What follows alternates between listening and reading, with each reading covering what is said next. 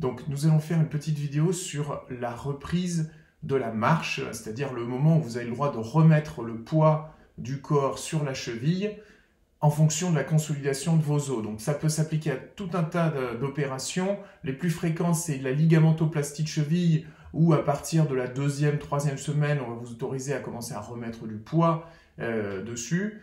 Lorsque un os a été coupé pour être réaligné, fixé avec du matériel, ou lorsqu'une articulation a été bloquée, comme l'articulation de la cheville dans l'arthrodèse de cheville, cela s'appliquera aussi, mais à partir de la 6e semaine, puisqu'il faut 6 semaines pour que l'os consolide. Ce qu'il faut bien retenir, c'est que la marche, c'est une alternance de transfert de poids sur un pied, puis sur l'autre pied. Je vais tout d'abord vous montrer les erreurs à ne pas faire. L'erreur que font la plupart des patients, c'est de penser au déroulé du pas et en fait, ils vont se décaler sur un pied, le pied qui n'est pas blessé, et au lieu de réapprendre à marcher, ils vont mettre le pied devant et sur le côté, le pied est blessé, et ils vont en fait apprendre simplement à clopiner sur le pied non opéré. Donc ça, c'est une erreur parce que ça détruit le schéma de marche.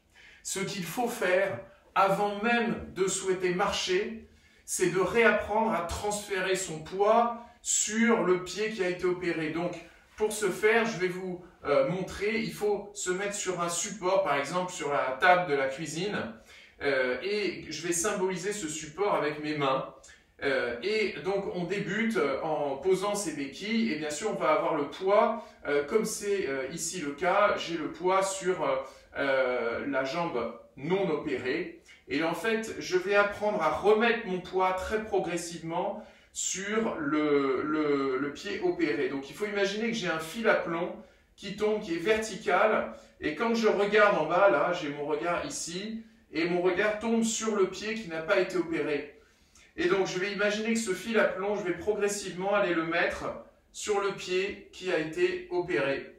Alors bien sûr, on ne peut pas le faire aussi rapidement du premier coup. Un truc à utiliser, c'est de mettre un bouquin sous le pied non opéré et une balance sous le pied opéré pour pouvoir visualiser quel poids on va mettre progressivement sur le pied opéré. Mais il ne s'agit pas tout de suite de partir en essayant de marcher comme ça. Il s'agit d'abord d'aller mettre son poids. Vous voyez comment je transfère le poids sur le pied opéré, et que ce pied puisse accepter le poids avant de pouvoir espérer faire un transfert de pas, c'est-à-dire de commencer effectivement à marcher. Donc, une fois que j'ai bien travaillé ça pendant un certain temps, alors c'est pareil, ça dépendra, chacun d'entre vous ira à sa vitesse, et il ne s'agit pas de mettre les gens dans des boîtes avec des recettes toutes faites, il s'agit que vous soyez l'acteur de votre rééducation et que vous soyez celui qui décide quand vous allez pouvoir remettre ce poids en fonction de la douleur que vous ressentez.